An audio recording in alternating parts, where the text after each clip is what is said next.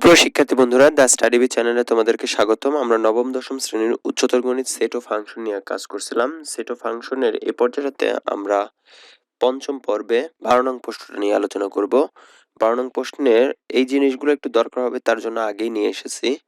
আচ্ছা, 12 নং প্রশ্নে বলা আছে যে দেখাও যে a equal 1 2 3 dot dot dot n এবং b equal 1 2 2 square dot dot dot 2 to the power n minus 1। তো এটা যদি হয় তাহলে এই দুইটা সমতুল, সেটা আমাদেরকে প্রমাণ করতে হবে।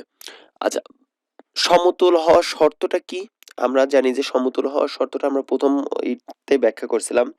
যদি একটা উপাদানের জন্য, অর্থাৎ এ এর একটা উপাদানের জন্য বি এর একটা উপাদানই পাওয়া যায়, তাহলে তাকে আমরা বলি সমতুল। আবার ঠিক একইভাবে বি এর একটা উপাদানের জন্য শুধুমাত্র যদি এর একটা উপাদানই থাকে, তার মানে সেটাকে আমরা বলি সমতুল। অর্থাৎ দুইটার জন্যই একটা, আর একটার জন্য শুধুমাত্র একটা উপাদানই থাকবে, তাহলে সেটাকে আমরা সমতুল। অর্থাৎ এক এক মিল থাকবে। এক এক মিল বলতে কি বোঝাচ্ছে? যে একটার সাথে আর একটা শুধুমাত্র সম্পর্কিত, একজনের সাথে শুধুমাত্র একজনেরই সম্পর্ক থাকবে, সেটাকে বলতেছে এক এক মিল। তো আমাদের এখানে দেওয়া আছে A equal 1 2 3 dot dot dot n পর্যন্ত, আর বি ইকুয়াল দেওয়া আছে 1 2 2 square plus dot dot dot এভাবে 2 to the power n minus 1 পর্যন্ত। তো আমরা এই দুটাকে এ এবং বি এর মধ্যে এক এক মিল দেখাতে পারি কিভাবে?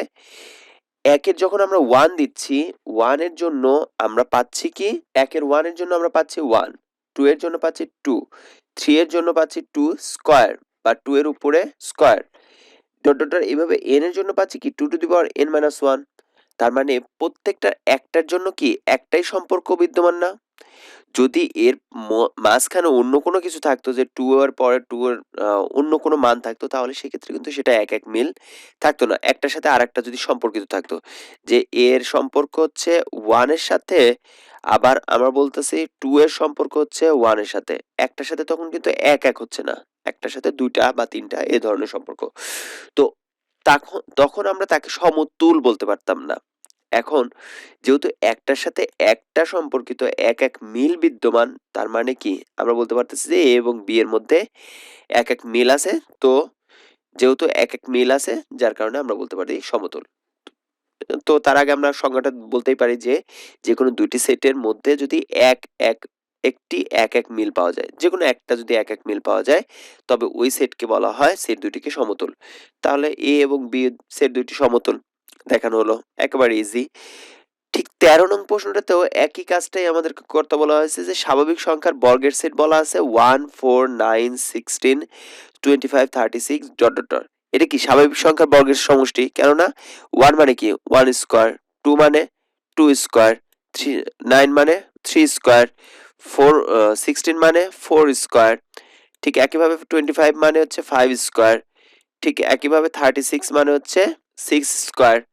তো আমরা সেটা কি বলতে পারি, যে দেওয়া আছে স্বাভাবিক সংখ্যার বর্গের সেট এস ইকুয়াল এটা।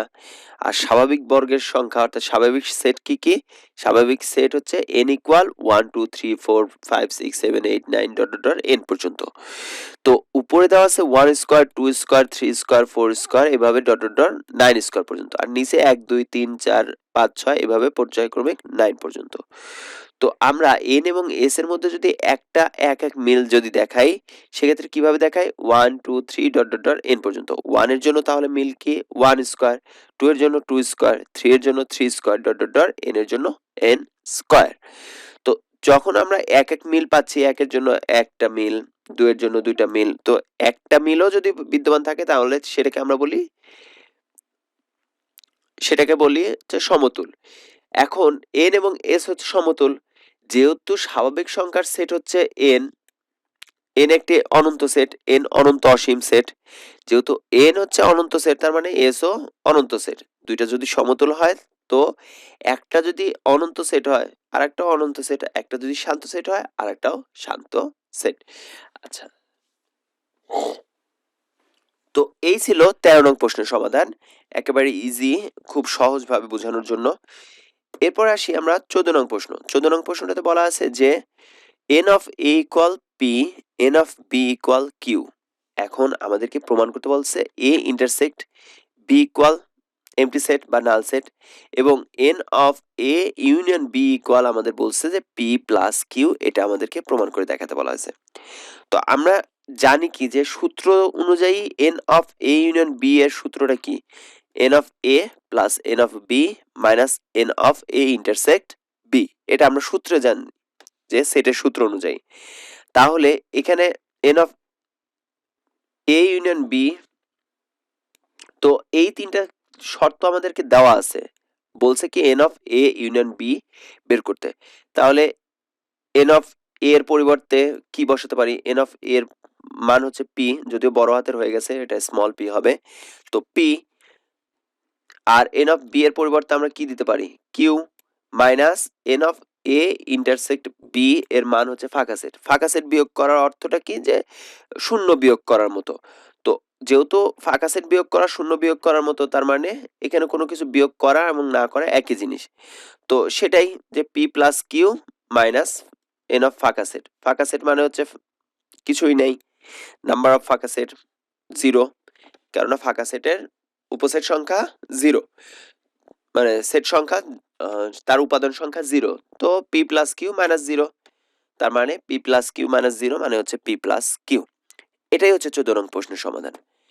15 নং প্রশ্নটাতে কি বলা আছে দেখুন, বলা আছে যে প্রমাণ করো এবিসি শান্ত সেট হলে n of A union B union C equal হবে n of A plus N of B plus N of C minus, অর্থাৎ এই সূত্রটার প্রমাণ দেখাইতে বলা হয়েছে। তাহলে আমাদেরকে বাম পক্ষে প্রমাণ কি বলছে, N of A union B union C. তো আমরা এখান থেকে একটা জিনিস আলাদা করতে পারি, যে এন অফ এ ইউনিয়ন বিটাকে আলাদা করে নিলাম, আর তারপরে ইউনিয়ন সি এন অফ, তো এটাকে যদি আমি এ ধরি, টোটালটা এ, আর এটা যদি আমি বি ধরি, তাহলে সেক্ষেত্রে সূত্রটা কি, N of A union B এর সূত্র কি, অর্থাৎ এই এ ইউনিয়ন বি টোটালটাকে আমি এ ধরতেছি, চিন্তা করুন। তাহলে এ ইউনিয়ন বি, এটা সূত্রটা আমরা একটু আগেই দেখছিলাম, যে সূত্রটা কি, N of A plus N of B minus N of A intersect B, এটা হচ্ছে সূত্র N of A union B এর সূত্র। তো এখন এর মাঝখানে আবার পাইছি কি, যে এই অংশটা N of A union B, তার মানে আলাদা। তো এইটুকুর আবার সূত্র কি, সরাসরি এই সূত্রটাই বসায় দেবো, N of A union B এর সূত্র কি, N of A plus N of B minus N of A intersect B. এটা কিসের সূত্র, শুধুমাত্র N of A union B, অর্থাৎ এই অংশটুকুর সূত্র বসাইলাম হচ্ছে আমরা নিচে, এটা N of A plus N of B minus N of A intersect B, plus এখানে তারপর বাদ বাকি কি ছিল, এখানে ছিল এন অফ সি মাইনাস এটা, তো N of C minus N of A intersect. আচ্ছা, এখানে আবার ব্যাপারটা কি করছে, যে এন অফ এই টোটালটাকে যদি আমি এ ধরি, এ intersect B, A intersect B এর সূত্রটা কি, যে যে এখানে এটা ইন্টারসেক্ট অফ সি হবে একবার, আবার union of B intersect C হবে এটা, হ্যাঁ, দুটা। তো সেটাই এখানে বসানো হয়েছে, যে A intersect C union of B intersect C. তো তাহলে আমরা এখান থেকে কি বলতে পারতেছি, যে n of A B C, অর্থাৎ সাজিয়ে যদি লিখি সেই সূত্রটার প্রমাণের জন্য, যদি আমরা সাজিয়ে লিখি, তাহলে এন অফ এ আগে, এন অফ বি তারপরে, এন অফ সি তারপরে, এরপরে হচ্ছে N of A intersect B, N of, এরপরে হচ্ছে বাকি অংশটুকুর মধ্যে আছে এই অংশটা, তাই তো। এই অংশটাও আবার আরেকটা সূত্রে যায়, কেমন সূত্র, এই অংশটুকুকে যদি আমি এ ধরি আর এটাকে যদি আমি বি ধরি, তাহলে এ ইউনিয়ন বি, সূত্রটা কি, N of A plus N of B minus N of A intersect B, তাই তো। এখন এখানে এন অফ, দেখুন এন অফ, যখন আমরা বলছি যে এ ইন্টারসেক্ট, এই টোটালটা হচ্ছে এ, তাই তো, ইন্টারসেক্ট অফ বি, বি বলতে বি ইন্টারসেক্ট সি। এখন দেখুন এখানে আছে সি আছে, আবার এখানেও সি আছে, সো দুইটা সিকেটাকে আমরা আলাদাভাবে ই করতে পারি, যে এ ইন্টারসেক্ট অফ, এখানে আছে বি, বি আর সি, তাই তো। কেননা সিটাকে ইন্টারসেক্ট করা দুইবার করা আর একবার করা একই তো কথা, অর্থাৎ একবার কমন নেওয়া যা, দুইবার কমন নেওয়া ওই একই জিনিস।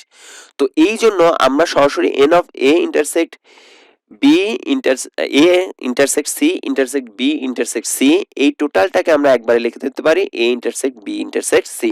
তো সেটাই লিখে দেওয়া হয়েছে এখানে। তো এখান থেকে আমরা এখানে মাইনাস আছে, মাইনাসের কারণে কি হবে, চিহ্নের পরিবর্তন হয়ে যায়। তাহলে N of A intersect C plus N of plus আছে এটা, তার মানে এটা মাইনাস হয়ে যাবে, আর এটা যেহেতু মাইনাস আছে তার মানে এটা প্লাস হয়ে যায়। তো সেই জিনিসটাই বসাবো যে n of A, N of B, N of C, n of এটা এ ইন্টারসেক্ট বি, মাইনাসের কারণে A intersect C minus N of B intersect C, আর এটা মাইনাসে ছিল সেটা প্লাসের n A intersect B intersect C. তো এই পর্যন্ত আমরা বুঝতে পারতেছি যে অঙ্কটা করার। এখন তাহলে কি করা যাচ্ছে যে এখান থেকে আমরা যদি ডান পক্ষকে দেখি তাহলে আলটিমেটলি কিন্তু আমরা ডান পক্ষটা পেয়ে গেছি অলমোস্ট, যে এটাই হচ্ছে রাইট সাইড। একটু সাজিয়ে লিখবো যে এন অফ এ ইন্টারসেক্ট বিটাকে আগে, তারপরে বি ইন্টারসেক্ট সিটাকে তারপরে, এবং সি এটাকে একসাথে, অর্থাৎ N of A intersect C লেখা আর সি ইন্টারসেক্ট এ লেখা একই জিনিস, তাই না? কেননা যে আমরা দুইটাই হচ্ছে কমন, এ একটা ক্লাসের সাথে আর একটা ক্লাসের মধ্যে কমন বের করা, তার মানে এ ক্লাসের সাথে বি ক্লাসের কমন বের করা আর বি ক্লাসের সাথে এ ক্লাসের কমন বের করা একই কথা। তো দ্যাটস ওয়াই আমরা বলতে পারতেছি কি যে দুইটাকে আমরা এইভাবে লিখতে পারি এ ইন্টারসেক্ট সি মানে হচ্ছে সি ইন্টারসেক্ট এ লিখতে পারি। তো এটাই ডান পক্ষ। আমি এই অঙ্কটা আরেকবার একটু ক্লিয়ার করি।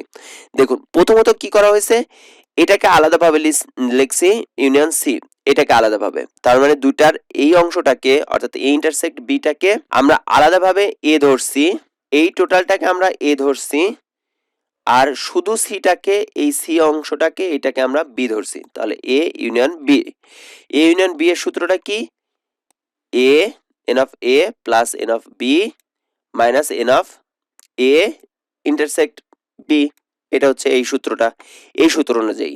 এখন এখান থেকে আমরা কি পাচ্ছি যে এই যে দেখুন এই অংশটুকু তো আবার আলাদা একটা সূত্র তৈরি হয়েছে N of A union B, তাহলে তার সূত্র N of A plus N of B minus N of A intersect B. এইটুকু কিসের জন্য পেলাম, এইটুকু পেলাম হচ্ছে আমরা এই যে প্রথম অংশটুকু এইটুকুর জন্য n of A union B, আর যেমন সি ছিল সি এর মতোই থাকলো। এখন এই অংশটুকুকে আমরা দুইটা ভাবে ই করতে পারি যে A union B intersect C মানে কি, A intersect of C, A এবং সি এর মধ্যে কমন, অথবা বি এবং সি এর মধ্যে কমন। তো সেটাকেই লেখা হয়েছে যে A intersect C union B intersect C. এখন এখান থেকে আমরা একটা জিনিস পাচ্ছি কি যে এটার টোটালটা আমরা এ ধরলাম, এই টোটালটা আমরা বি ধরলাম, তাহলে N of A union B, তাই না? তো এ ইউনিয়ন বি এর সূত্রটা কি হচ্ছে এখান থেকে এই অংশটুকুর থেকে কি, N of A plus N of B minus N of A intersect B.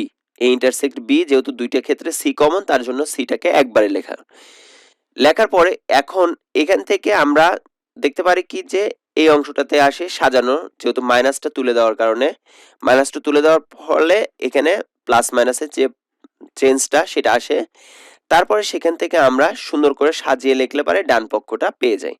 তো এটাই ছিল 15 নং প্রশ্নের সমাধান। আশা করি কোনো সমস্যা থাকার কথা না, তারপরেও যদি কোনো সমস্যা থেকে থাকে তাহলে অবশ্যই কমেন্টস বক্সে কমেন্টস করে জানাতে পারেন। আর আপনারা আমাদের এই ওয়েবসাইটটা একবার ভিজিট করবেন প্লিজ, ভিজিট করে আপনারা আপনাদের মূল্যবান মতামত দিবেন। ধন্যবাদ সবাইকে।